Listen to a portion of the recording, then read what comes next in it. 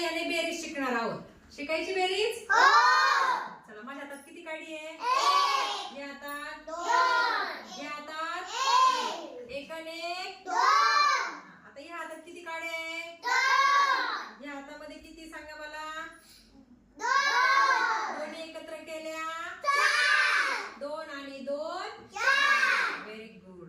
आता मला सांगा, या हातात किती काडी आहे? 3. या हातामध्ये 3 आणि 2 5. 3 आणि 2 5. 1 2 3 4 5. सांगा ते हातात किती काड्या आहे? 4. किती आहे? 4. या हातामध्ये किती